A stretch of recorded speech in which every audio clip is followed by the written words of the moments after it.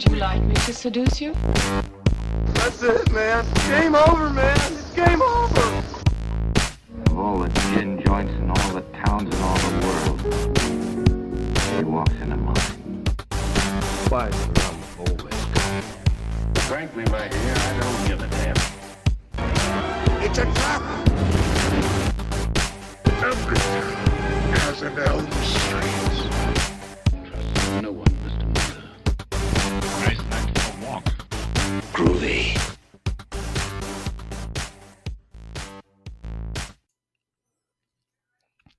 Hey guys, Mo Long here, and welcome to the Celluloid Fiends podcast. You can follow us at Celluloid Fiends on Twitter and Facebook, and Celluloid Fiends Pod on Instagram.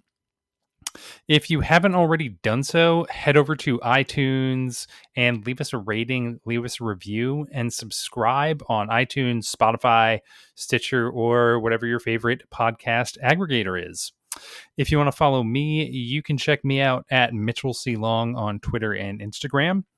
And you can read my writing on film at cupofmo.com. And you can check out my writing about tech and various gadgets at techuplife.com.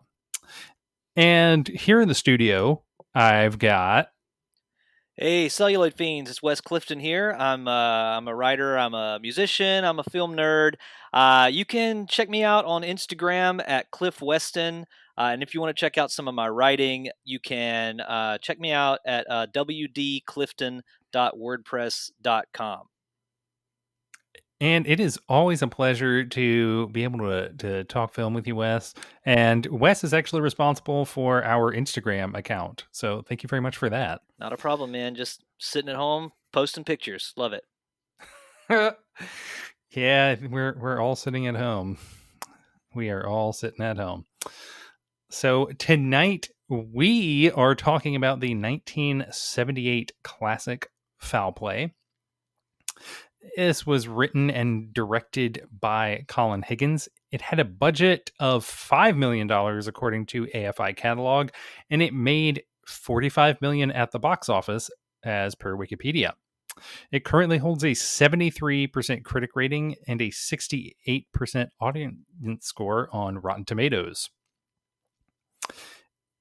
And the plot revolves around the recently divorced librarian Gloria Mundy, Goldie Hawn, who is driving home to San Francisco from a party, and she picks up a hitchhiker, Bob, Bruce Solomon, who invites her to a movie that evening. Before getting out of her car, Bob leaves his pack of cigarettes with Gloria under the pretense that he's trying to quit smoking. Unbeknownst to Gloria, Bob has hidden a roll of film in the pack of cigarettes. Arriving late to the movie theater, a dying Bob warns Gloria to beware of the dwarf.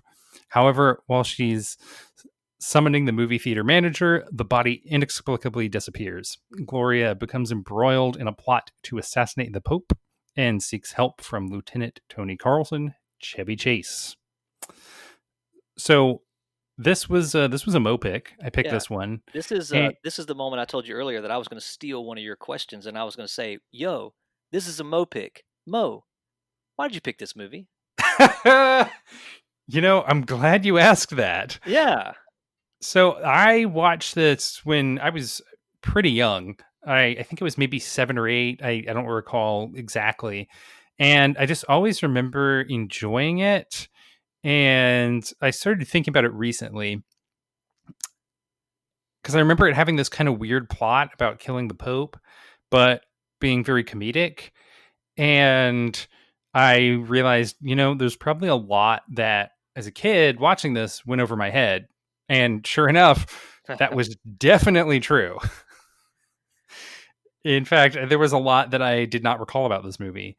So I'm glad I picked it. And this was your first time watching this movie. This was not only my first time watching this movie, this was my first time having heard about this movie, which I found very strange. Like, the whole experience of you telling me about this movie and then me, like, watching it and kind of reading a little bit about it has been a little weird to me, just because I've been so surprised that, like, somehow this movie has entirely escaped my attention, as well as other people that I've asked about the film since you mentioned it. Like, it just seems like it's under so many people's radar. It is weirdly underappreciated, and I think one of the reasons that it's so strange is, as I was writing up the show notes, I discovered this was nominated for 7 Right. Golden Globes. And an Best Academy Pic- Award. Yeah. Best Picture, Musical or Comedy, Best Actress, Motion Picture, Musical or Comedy, Best Actor, Motion Picture, Musical or Comedy, Best Supporting Actor in a Motion Picture, Best Original Song. And even looking at its Rotten Tomatoes stats, it has a pretty positive reception. So it just boggles my mind that, considering how well it was received at the time and how it was award nominated, Yeah. and the cast featuring Goldie Hawn and Chevy Chase, but also featuring Burgess Meredith, Yeah. Brian Dennehy, and Dudley Moore. I'm just shocked that this And- movie is not more well known. And loved Billy Barty. Billy Barty's in this movie too. Wait, who was he in this? He was not the dwarf, but he was the dwarf. He was the Bible salesman. He was the Bible salesman. Oh, okay. I will talk about him some more later, but I want to stay on this question because I just found the obscurity, like you said, it being nominated for so many awards. I read that this was nominated, like it tied with a couple other movies for the most nominations with no wins or something in a single go round. One of those movies being The Godfather Part 3. I wish I had a better memorization of that exact stat, but I was so surprised at it being nominated for so many things. And like you just said, this has an all-star cast. I mean, basically for the time, it's crazy, but it is available on no streaming services that I could find. Like, it's just, I hope that people, in order to listen to the podcast, can, maybe they have a video store like we have with the Video Vortex, or maybe they can get it on, like you're always talking about, DVD Netflix. But it's really baffling to me that it seems like it was, for the most part, pretty well critically received, and it's just a ghost. I don't know. It's crazy. I'm just absolutely astounded at how it has faded into obscurity like this. Chevy Chase's first starring role in a film. See, I mean, I feel like this should have some following. I feel like it should be at least partially well known, and just almost no one has ever heard of this movie. Yeah. And you're right. It is on no streaming services. DVD Netflix does have it, so I'm gonna give them a plug. If you have DVD Netflix, you should add this to your queue right away. If you don't have DVD Netflix, you should sign up and add this to your queue. And if you have a video store in your area, I know in this day and age that's pretty rare, but we actually have one here. Please support your local video store. It's one of the most important institutions in America. There are not many of them left, but if you have one, go look for it. Yeah, this is definitely a good one to rent, or if you find a copy available to buy it. Yeah. Yeah, you can buy it on Amazon, and I don't think it's that expensive. No, I don't believe it is. So I think this is pure conjecture, but I do think this might be one of the reasons why it's sort of fallen under the radar. What genre is this movie? I mean, the Wikipedia article was pretty confused about what genre it is. Yeah. What do you think? So it's very Hitchcockian. That was, I think, my first impression upon revisiting this movie.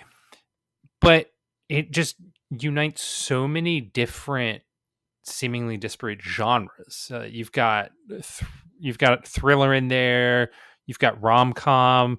You've got black comedy, because it was pretty dark in spots. Mm-hmm. And I'm just wondering if that is one of the reasons why. Yeah. I do feel like it was successful, but at times I did feel like maybe the tone was a little off, and certain pieces didn't mesh. And I'm curious kind of if you felt like it was jarring at any time. Well, neither of us were alive when this movie came out, so it's hard to say if it would have been jarring. So I would say the broader genre of this film is comedy. Like, if you had to put it, if you were working in the video store and you had to put it somewhere, you're going to probably put it in comedy, right? I mean, for me, that's what I think. So I wonder, because comedy, like any other film genre, has evolved or some would maybe argue devolved over the years, to the point where comedies now, and that's one thing I kept thinking the whole time I was watching this, not in a bad way, but this seemed like a very old-fashioned form of comedy movie that you would see back in the 70s and even in the 80s to some degree, of a comedy movie that was more based on narrative and just kind of humorous situations. Like, it seemed like what drove this movie was story and narrative, but the comedy just went along with it. Whereas a lot of comedies, the way it kind of progressed is that a lot of comedies now, the laughs are first and foremost, even to the point where you get to in later years, and once again, this is going to sound insulting, but I don't mean it to be. I feel like for a while, when I was sort of coming of age or whatever, like kind of nonsense comedy was funny, where just like the whole point of the movie was silly people saying silly things and doing silly things, which I actually love. I don't mean that insultingly, but it just seemed like a very old-fashioned type of comedy to me that was more narrative driven than strictly driven by like bits. I would absolutely agree with that assessment and add that the entire time I was rewatching it, I was just laughing out loud during so many different segments. So it's fun. There were some segments that made me laugh out loud, one in particular, but I will say that I don't know that I found it to be like a knee slapper, and I wondered if it would be different were I watching it. Like I remembered when you and I and Donnie went to see Trading Places at the Retro a while back, and like granted, Trading Places was early '80s, but I mean that was a knee slapper. People were dying, and I honestly wondered if how some of these jokes would have played out in the era, because when this came out, I mean, you saw movies in the theater, or maybe when they played on TV, but there was no home video or anything like that. I would have liked to have seen this, and maybe one day I can in the theater. Yeah, I would love to see this one back on the big screen because I think it deserves kind of a revisionist history where it gets discovered again. Mm-hmm. And kind of speaking of which, did you know anything about the director, Colin Higgins? Nothing. And that's the reason why, like, I looked at a few of his films, and I have seen a few of his films, but so this, like I said, this was a Mo pick, and so I'm really excited to hear kind of some of your thoughts about this movie. I won't say it's outside my wheelhouse necessarily. I mean, I love comedies. I love 80s and 80s comedies particularly, but like, I felt like this movie was a little bit outside of my realm. So I'm curious. I know nothing about the director really. Frankly don't really know much about him, and the only film that he's directed that I've actually seen is Foul Play, but he only directed Foul Play, 9 to 5, and Best Little Horror House in Texas. Oh, so never mind. I've seen all of his films. If that's the case, I've seen all of his films. And he wrote Harold and Maude, The Devil's Daughter, Silver Streak, Foul Play, 9 to 5, and The Best Little Horror House in Texas. Okay, well, never mind. I'm an expert on his filmography, apparently. And so, getting back to what you were saying about, if it's within my wheelhouse, I feel like it unites, interestingly, two of my favorite genres. I love thrillers, and specifically, I'm a huge Hitchcock fan. I love everything that Hitchcock did, from kind of his more well-known fare, like North by Northwest and Vertigo, to some of his more underappreciated stuff like Rope. And it fuses that with comedy, and more specifically very slapstick comedy, that ended up being very clever. And it was an unusual pairing, but I really enjoyed it. And I also thought that for the most part it was very taut throughout. Specifically, I loved a lot of the dialogue and just sort of the zany situations that would occur, because like you put it, and I think it was the perfect way to phrase it, this is a very narrative driven movie, and a lot of the humor derives from situations. It's just very situational humor. Hey, Mo, are you sitting down? Yeah. Okay, because I have to confess something at this point in the podcast, and I knew it was going to come up, and I'm ashamed. Okay. And what I'm going to tell you is, I've not seen a lot of Hitchcock movies, and I am ashamed to admit that. I know it's something that I should have done, and I have no excuse for myself. Honestly, I can't explain myself. I've seen Psycho many times, and I've seen Strangers on a Train, and I think that's it. And I wondered, after I found out that this movie was basically an homage to Hitchcock, I wondered if that's why some of the humor and some of the parody went over my head. And now the world knows my shame, and I'm sorry. It's okay. Yeah, I think you've given me some Fulci to watch as homework, Yeah. so I'm going to give you some Hitchcock to watch as homework. Okay. We'll do a little trade. You know, that's very possible because I think if you are familiar with Hitchcock films, you probably do get a little bit more out of this. But I also just really enjoyed a lot of the kind of double speak that was going on in the film. And I want to talk about favorite scenes, so now might actually be a good time to do that. Sure. Did you have any favorite scenes in here? I think I know what you're about to say. Yeah.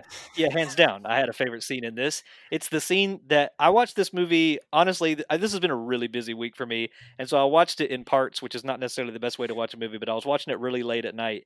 And there was the one scene that where Stanley Tibbets, really the standout star of this film, in my opinion, takes Gloria back to his apartment, and he is a bumbling wannabe swinger, and she's just trying to hide out because she's being pursued by Whitey Jackson, one of the bad guys, and she's just trying to hide out. But he thinks that she has come on to him, and she's very fast about her come ons, and so he's working out this whole situation, and she's looking out the window because she's all scared, and he's working out this whole situation. He's playing he's playing the Bee Gees, right? And he's got like a disco ball spinning, and he's got like these like blow up sex dolls and this crazy bed, and he's like playing adult films on the wall, and just everything he was saying, I was laughing so hard.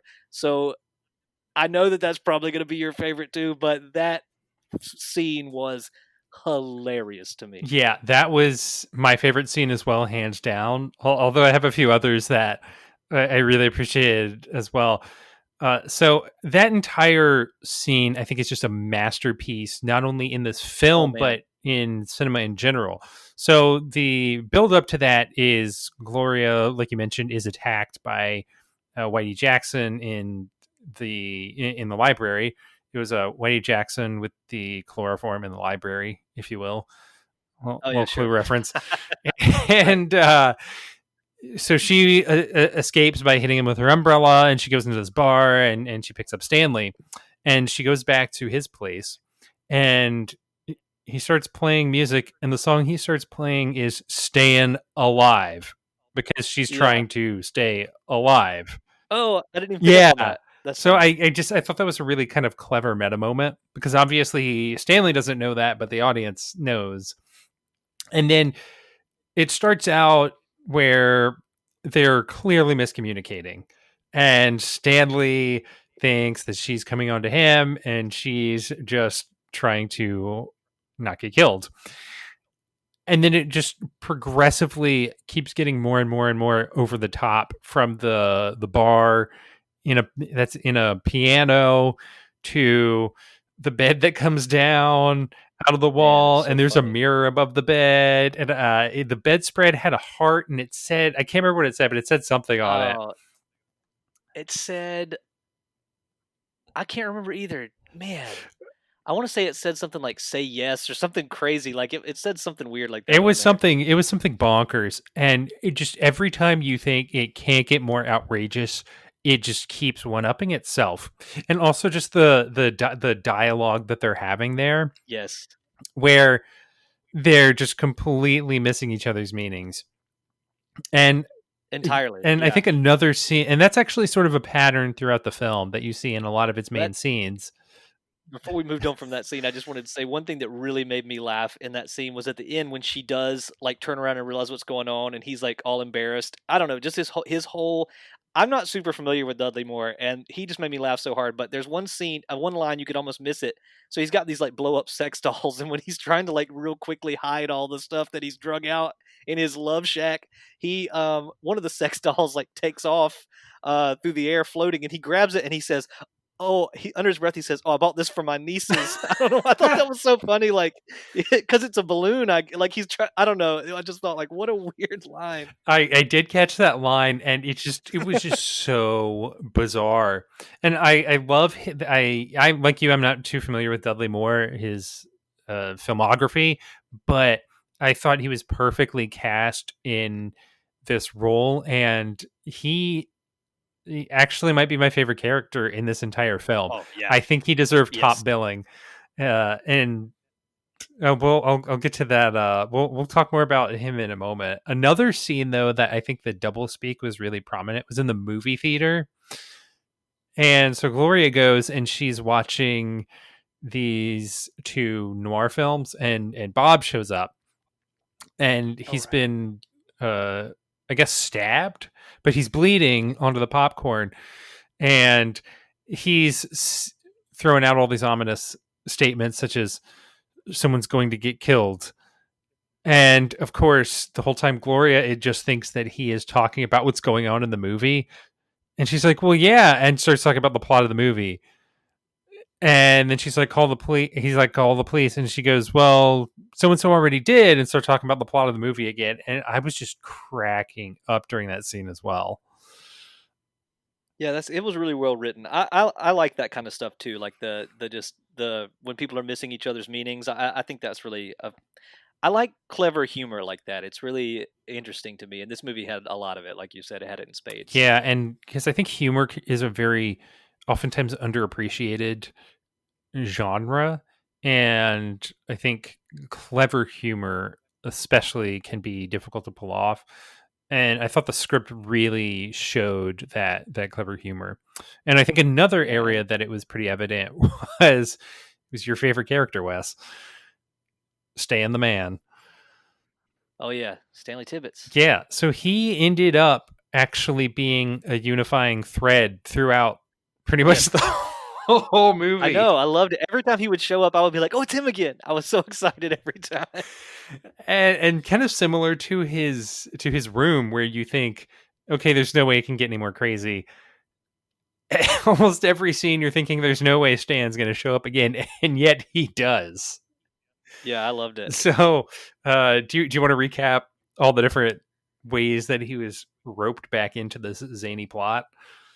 Let me see if I can try to remember. Like at one point, she found her way into like a massage parlor, but it like was a massage parlor with an implication, and and he's in there, right? He's in there seeing about getting an implication, and she busts in, and there's this whole comedic thing where he's like, "Are you following me?" Was that the next time that he showed up, or did I miss one? I think that was the next time he showed up. Yeah. Like so he's in there once again. He's a wannabe swinger, just on the prowl for ladies, but he's in there trying to. I guess the implication is he's trying to maybe pay for some services, but it was just really funny to me because she busted up in there, and then at the end he is. So the movie ends. I'll probably mispronounce the name of the opera, but the Mikado, the Mikado is the opera that it all ends up at, and he is the conductor of the orchestra at the end, which I thought was really funny. Yeah, I loved that. And that was one I did not see coming at all. And then they panned to him, and I was like, oh my God, it's Stan. They brought him back in. I know. And then one thing that just cracked me up was at the massage parlor. Again, he does a complete 180 and just tries to deny everything like he did when he was at his apartment. And when he's dragged back into the police station, he says something like, "I was just trying to get a massage. I hurt my back." Oh yeah, right. I forgot about that. Yeah, I really felt like he just kind of stole every single scene that he was in. Yeah. Uh, His character was just really funny the way he was written, and was really well acted. Like really well, I don't know. He made me laugh repeatedly, and it's saying something because I grew up being a really big Chevy Chase fan, and it's saying something that I've talked so much about how much Dudley Moore was making me laugh in this movie, and I haven't really mentioned Chevy Chase yet. Which was another thing that shocked me about the film, by the way, was that it was like 30 minutes into the movie before you really saw much of Chevy Chase, just a little bit at the first. And then it's like 30 minutes in before you ever really see him again. yeah, it was pretty surprising, particularly because he and Goldie Hawn both had top billing. Although I think at the time that this movie came out, they were the two most well-known cast members. But still, it was really bizarre, especially because it starts out where the two of them are both at a party together, and he even says something to her. He starts talking to her at this party and says something like, "Do you want to go have a shower?" Yes, a very Chevy Chase line. Do you want to go have a shower? The line itself, the delivery, everything was just very Chevy Chase. Yeah. And then he disappears and you kind of forget about him. And at one point I actually paused the movie and I was like, wait, what the heck what happened to Chevy Chase? I wrote in my notes, I expected Chevy to be the star, and really Goldie Hawn is the star of this film. Yeah, but I mean, I thought she did a great job in this role, which we will talk about when we come back.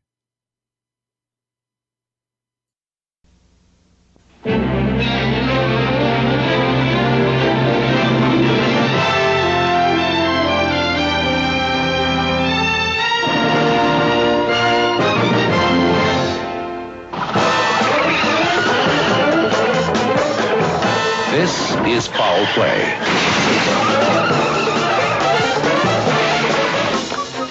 And this is Foul Play. Foul Play, a new comedy thriller starring Goldie Hawn and Chevy Chase in his very first motion picture. When you first saw me, what did you think? I thought you were a bore. I'm kind of a nice guy, and you're really a very lovely girl, with or without your cleavage. And golly, what do you say? Would you like to take a shower? Careful here, this is very slippery at night. Okay. Just hold on to the railings. Okay.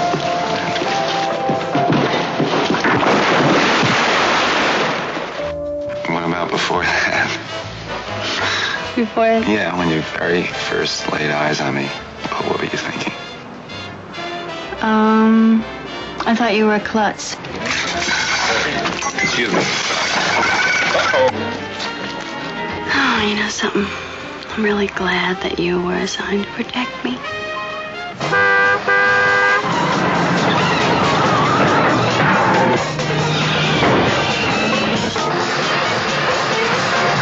I do my job pretty well.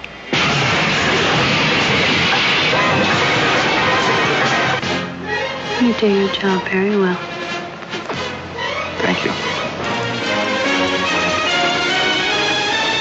Foul Play, a new comedy thriller coming this summer from Paramount Pictures. Hey guys, we are back and we're talking about Foul Play. So, kind of like you were saying earlier, Wes, this is a kind of strange Chevy Chase movie because he and Goldie Hawn both have top billing. They're on the poster, but it's really more a Goldie Hawn movie. Yeah, and it was apparently his first starring role, right? Now, this come out in 78, right? Yes. So he would have probably been more well known for SNL, I guess. When did SNL start? I don't really know a lot about the early history of SNL. I don't remember exactly when SNL came out. I want to say 60s or 70s. Well, it would have been 70s, I think, but I just don't know exactly when in the 70s that SNL started. But I know he was kind of like a big star, and I think it was only on maybe the first season or two of SNL, and then left due to like some personality conflicts, and that's when kind of Bill Murray was brought in. Yeah. That timeline seems correct to me, and it looks like he was on in 75 and left in 76. Yeah. So I guess maybe was that what he was mostly known for, it to be cast in this film? Because it was his first starring role. It looked like on IMDb maybe he had had a few other small parts and things, but the trailer says it was his first starring role. So I was surprised by that because growing up, Chevy Chase was such a huge star that I expected him to be kind of like the main man in this, but Goldie Hawn was the main lady in this. Yeah. And I like you, I was also surprised by that, and I do think that SNL was sort of his Chevy Chase's biggest claim to fame at the time, and I do think he sort of fit the general structure of the film pretty well, because even though it is narrative driven and there are multiple threads holding it together, it almost seemed at times like the movie was comprised of a number of different sketches that were all tied together by several different elements, including the narrative and sort of some coincidental character recurrences. And did you ever kind of have that thought as well while watching? Sort of. I could see that. And like I said, I guess I would have described the humor in this movie as situational. But I see what you're saying, because I guess maybe the narrative kind of led from one sort of situation to the next, and kind of the humor was built around those different situations, misunderstandings and misdirects and things like that. And it kind of moved from one to the next, maybe like a set piece sort of. Exactly. Yeah, that was sort of the impression that I got. And speaking of misdirections, I thought one of the funniest moments in the film, well, two of the funniest moments in the film. So Burgess Meredith appears as Mr. Hennessy, who is Gloria's, I guess, her super. Yeah. And he has a pet snake. Yeah. And you just see the snake right after Gloria has witnessed Bob dying. Yeah. And she's been warned to beware the dwarf. And you see the snake sneaking towards her, and you think maybe it's been put there to kill her, but nope, it's Mr. Hennessy's pet snake. And then the other big misdirect is so much of the film centers on the pack of cigarettes with the film in it. Yes. And you think it's going to be important. Yes. It is I mean, there are these close-up shots where the camera centers in on it.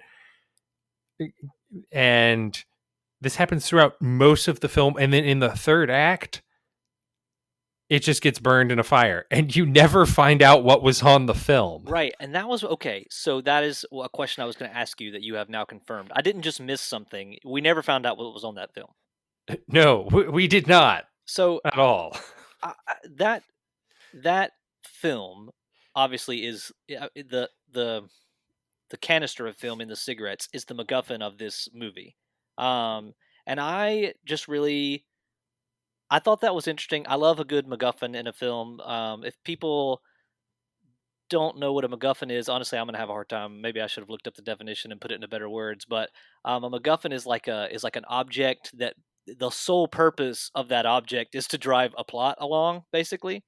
Sometimes it's been criticized, for being sort of Deus Ex Machina and things like that. But I really always like a good MacGuffin. Maybe it's because I love things like the Maltese Falcon and stuff like that. But I really liked that. But I did think it was interesting that essentially and maybe that was part of the satire of the film, is that it was a MacGuffin. So really the only purpose of it was to drive the plot.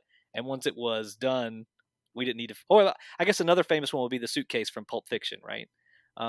So yeah. Yeah. And then I would even add to that, I think there is sort of another MacGuffin, and that it would be the dwarf or Rupert Stiltskin, because at the beginning of the movie, Gloria is told to beware of the dwarf. Right. And eventually you find out that the dwarf is not an actual dwarf. He is a hitman, Rupert Stiltskin, who goes under the moniker the Dwarf. Yeah. So you think that you find out that he's going to kill the Pope, and you think that there's going to be some confrontation, and no, he actually is killed. Yeah. By having a bunch of wine racks knocked over on top of him. Yeah, he's killed fairly easily. And he's barely in the movie. Mm-hmm.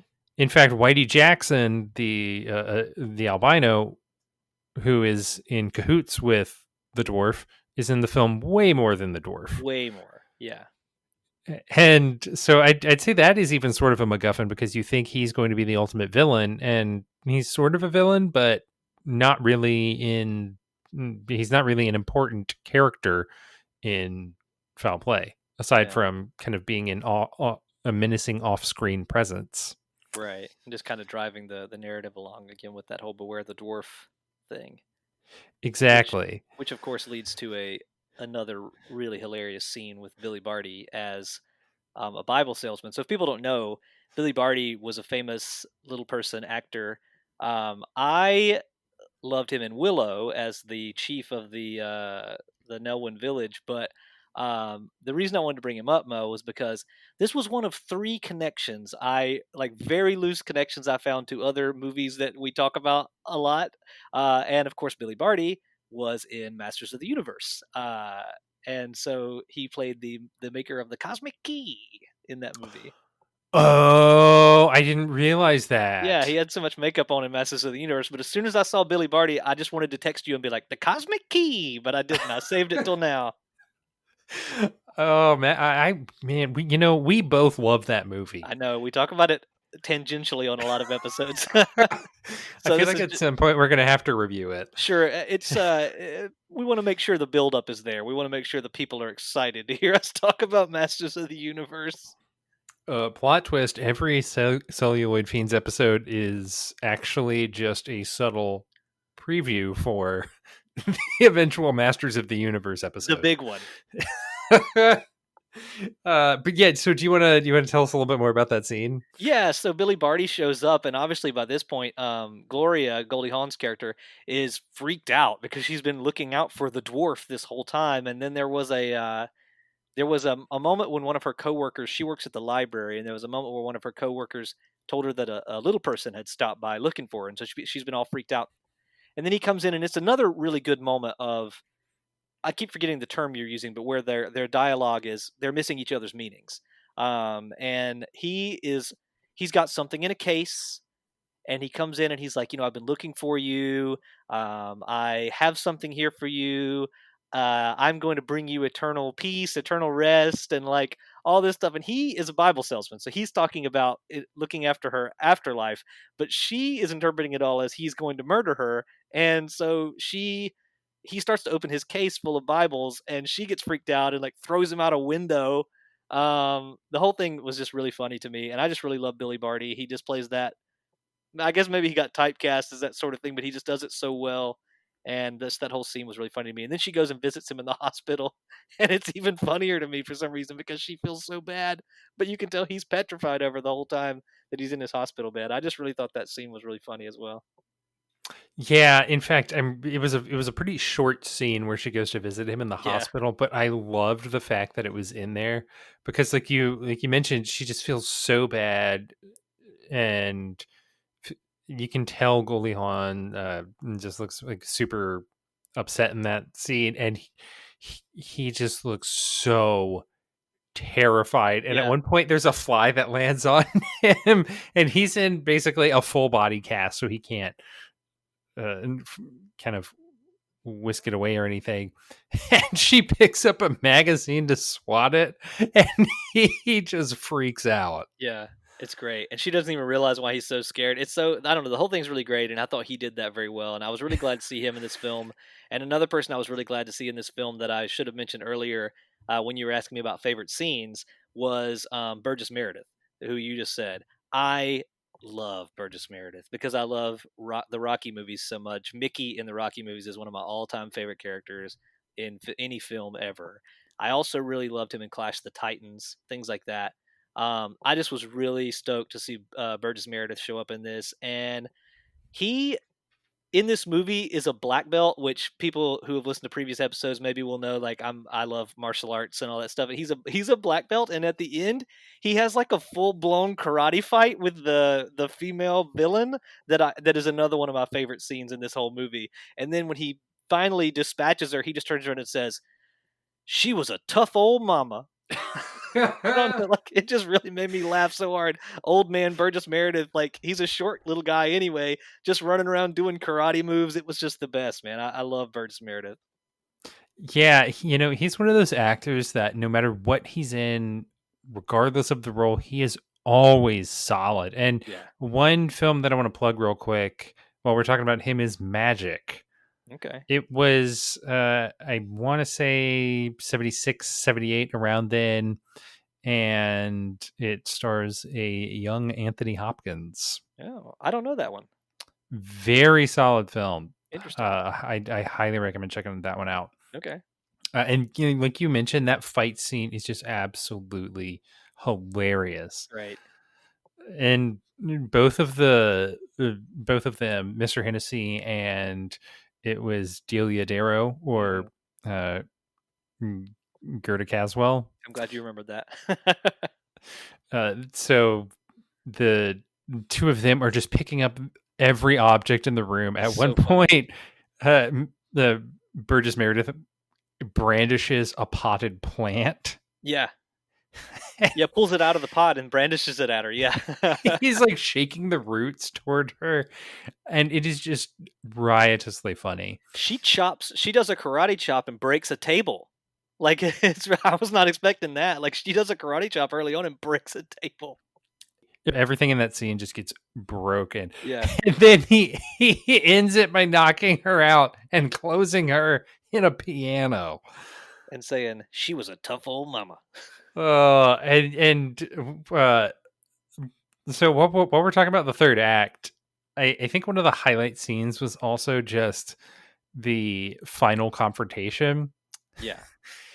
So Whitey Jackson is the one who's going to ultimately assassinate the Pope Pius XIII, because there was a contingency plan in case anything happened to the dwarf.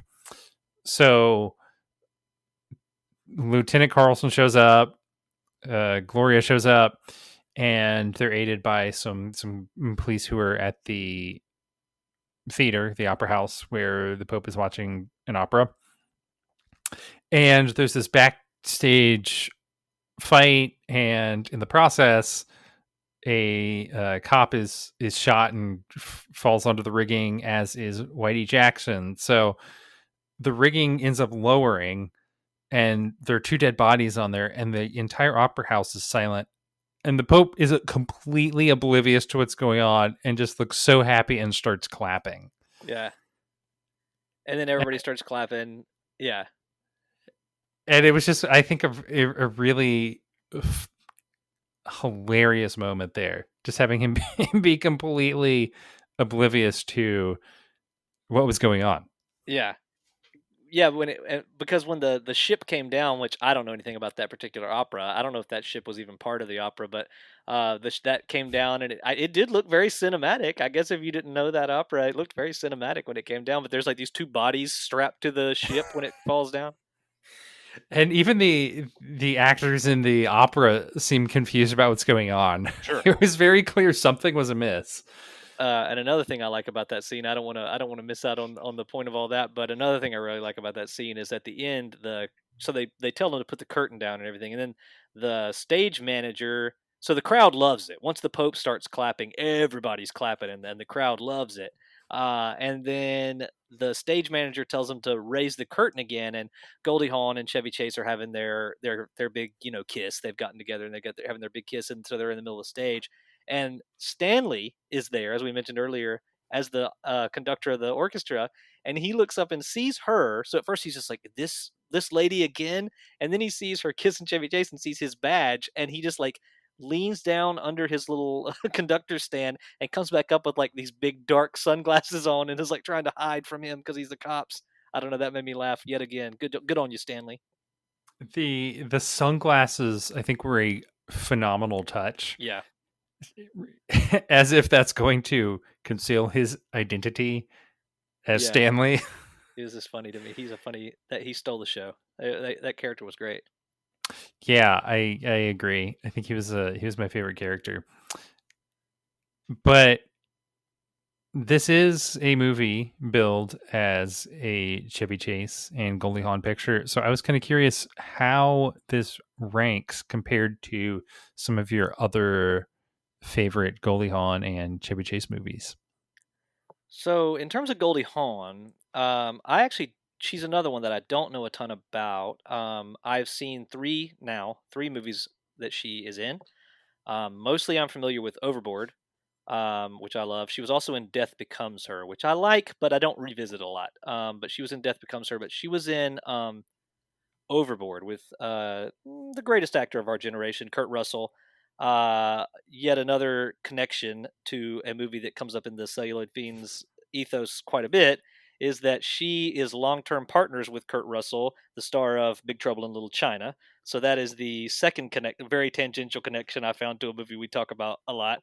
So I don't know a lot about her, honestly. I wouldn't rank this. I would probably rank this over Death Becomes Her to me. Now I haven't watched it in a long time, but I would not rate this over Overboard. I think Overboard is such a hilarious comedy, and in a lot of ways, it's kind of similar. It has a similar, romantic backdrop. I mean, the story is nothing alike, but it has a similar like romantic entanglement at the behind the comedy that's going on.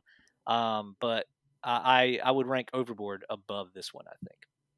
Now, in terms of Chevy Chase, I have always loved Chevy Chase.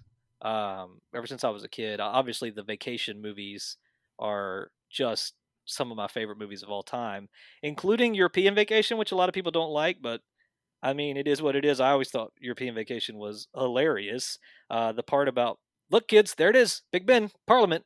I have made that joke I don't know how many times in my life. I love it. And another of my favorite Chevy Chase films is Spies Like Us, which with Dan Aykroyd, which I really like as well.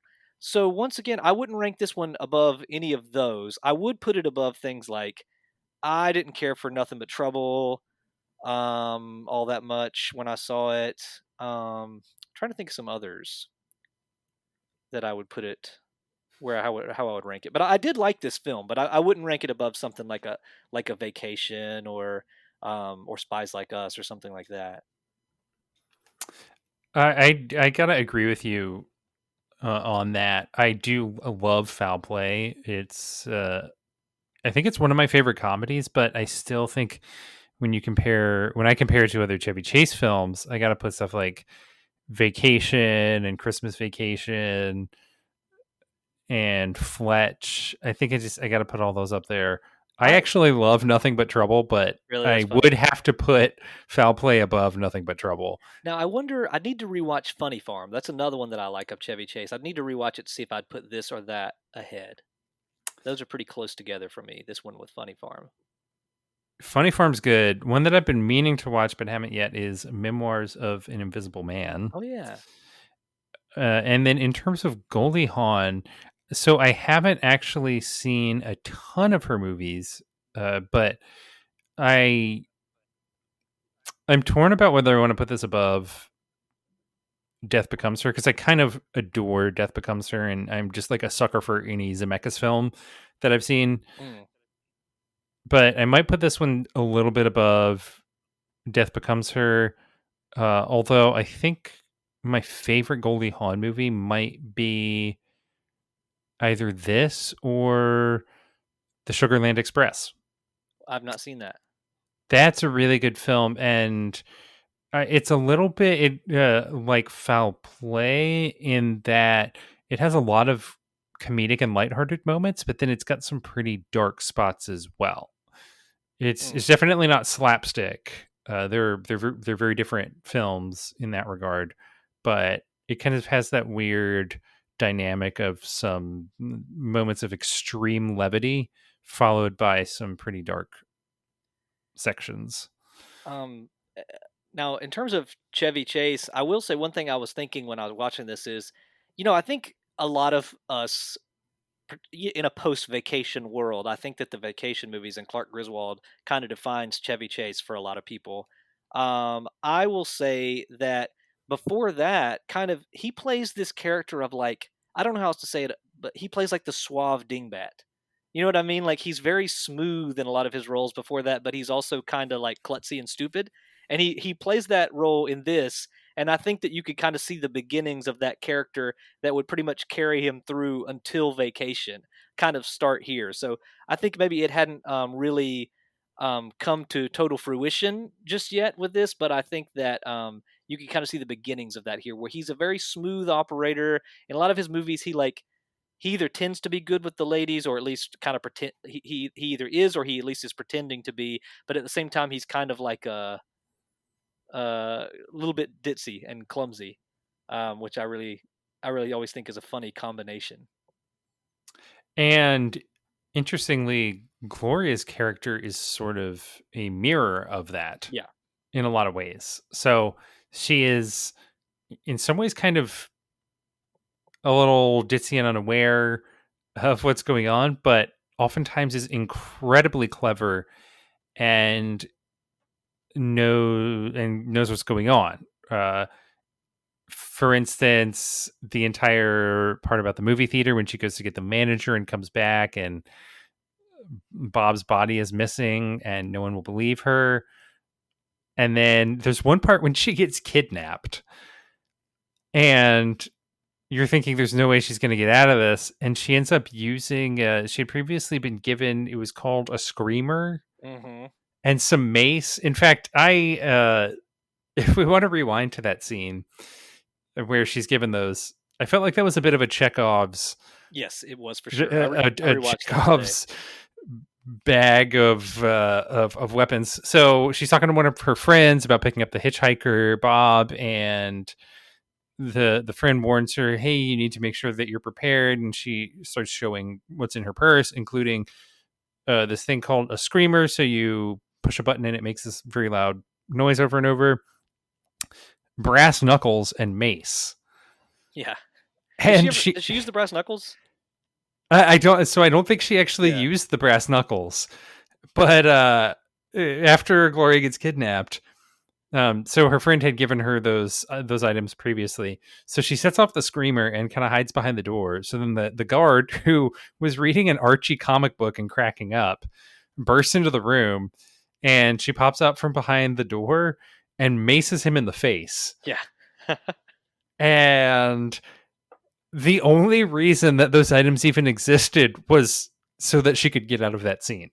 Yeah, for sure. Yeah, but it's like you said, it's Chekhov's bag of weaponry there. I mean, we got shown it. We knew why she had it, and then she used it. I'm glad she didn't use the brass knuckles, because her friend had told her that what you use those brass knuckles for is punching someone in the nuts. So I'm glad she didn't use those. Yeah, probably for the best. And then there's that hilarious scene that follows up after she escapes. She's climbing down the fire escape, and there are these two elderly women playing Scrabble. And one of them spells fuck, and then the other one turns it into motherfucker. And it's like these elderly women who you think are going to be very prim and proper, and they're being very crass in their game of Scrabble. Man, I loved that scene too. The more we talk about this, I keep remembering scenes that I thought were really funny. I thought that scene was really funny, and they kept going back to it. It kept building on it. At first, she put the swear word, and then they just kept building on it and making it longer and longer. I thought it was really funny. And then at one point, she was like, "I think you spell that word with a hyphen." Yes. It was really clever. And again, it's just the whole movie is just very situational humor. But one interesting part of this, which I thought fit pretty well, was the music. It was composed by Charles Fox, and I liked that it kind of had that Hitchcockian vibe that we've talked about a little bit before. But one thing I didn't know going in is that the Barry Manilow classic, Ready to Take a Chance Again, was written for this movie. Yeah, same. I told you I'd never heard of this movie, but as soon as that song came on, I recognized the song, and only in kind of reading up about the film did I realize it was written for the movie. That was interesting to me.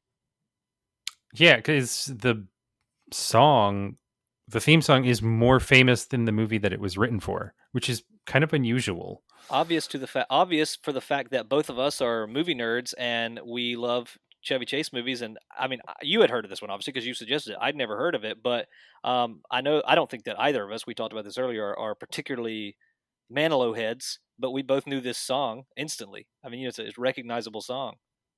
Yeah, no, I know two Barry Manilow songs or something like that. And it's Ready to Take a Chance Again and Copacabana, which is also in this movie. why don't we rate this bad boy? Well, I had a couple before we Nope. move into ratings, if you don't mind. I had a couple things. Sorry that I did want while we were talking about the music. I wanted to say that I really liked the score for this movie. I'd never really heard of the composer before, Charles Fox, but I thought the score was really interesting for this film. I don't know what you thought about the score, um, but I really liked the fact that the music, for the most part, was like thriller music. Like it was music that set up the scenes and like built tension, and then it was mixed in, especially in that final scene, with music from the opera, from the Mikado. I just thought it was. I really liked, especially the music in that final scene when they're doing the car chase and they're trying to get to the opera, and it keeps intercutting between those two things. And you have the car chase music and then the opera music, and it just was really woven together very well. And I really liked the score a lot in this movie. I didn't know if you had any thoughts about the score, if you knew anything about Charles Fox. So I absolutely loved the score, and like you, I appreciated that it had that thriller vibe to it because this is definitely a comedy, but it pays homage to Hitchcock Yeah. and the thriller genre at large as well, but specifically Hitchcock. And so I thought the soundtrack really kind of helped to drive that home. And even when there are very lighthearted moments, kind of still reinforce the idea that it's sort of a parody of and homage to thrillers. I actually was not familiar at all with Charles Fox. I did look up some film scores that he did. He apparently scored over 100 films, including Barbarella, The Green Slime, Oh, wow. A Separate Piece, The Last American Hero, The Other Side of the Mountain, Hmm. 9 to 5, Okay, there we go. Strange Brew, National Lampoon's European Vacation, Okay, a movie that I actually love. All right, gotcha. Short Circuit 2, Oh, The Gods Must Be Crazy 2. okay. Oh, part two. Yeah, I don't think I've seen part 2. Nor I. And a number of other films. So yeah, I'm kind of surprised that I'm not more familiar and that you're not with Charles Fox, considering how into movie soundtracks the two of us are. Yeah. But yeah, no, I loved the soundtrack. I It was thought it great. fit really well. Mhm. And I thought it really enhanced a lot of the visuals.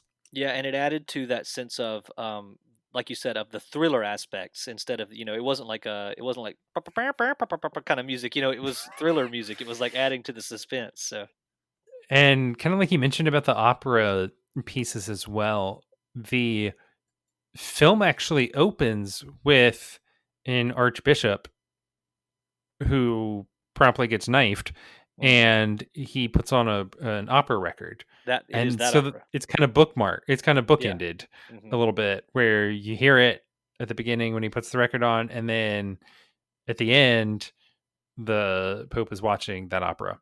Yeah. Yeah, it's interesting. So I sort of liked that kind of element there. Yeah. Kind of circles back to the first scene. Yeah. Sorry. So I just wanted to make sure to talk about the music because I loved it while we were talking about the theme song. Now, if you'd like, I'm prepared to rate this bad boy. All right. All right. Am I going first? Yeah. All right, I'll go first. So I did enjoy this movie. I had never heard of it before. It was funny. It wasn't really necessarily a knee slapper from start to finish for me, but I did really enjoy it. It's the kind of movie that I feel like an experience that I missed out on was this seems like the kind of movie that I should have seen like on TV when I was a teenager on like a Saturday afternoon. And I would have just really loved to watch this on like TNT on a Saturday afternoon. It just really, I don't know what about it struck me that way.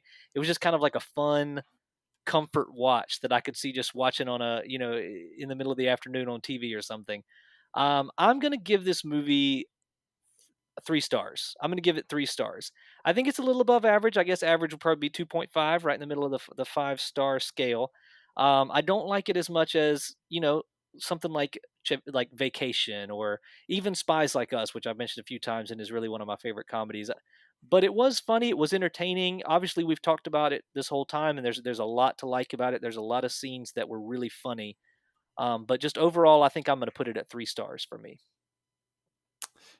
And I am going to give it a 3.7.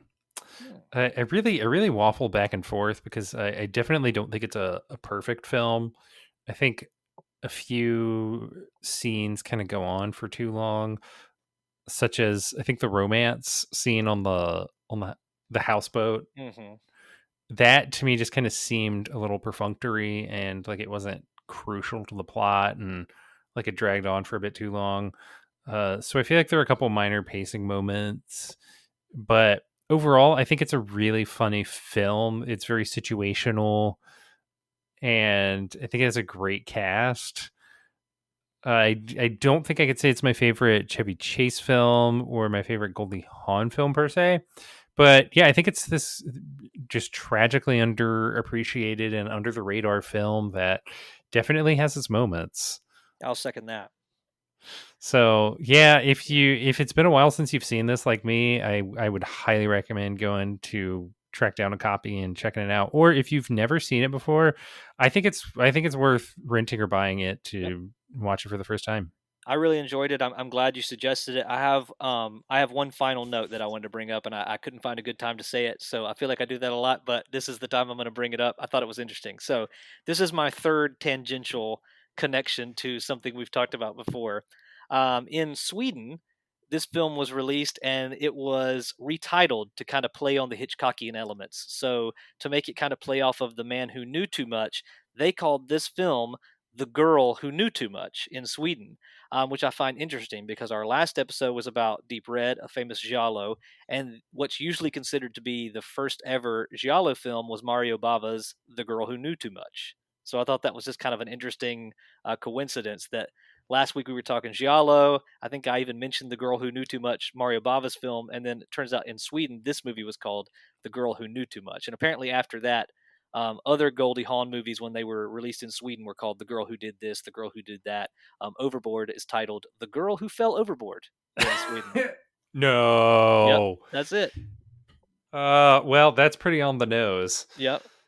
That's funny. Yeah, I did read that.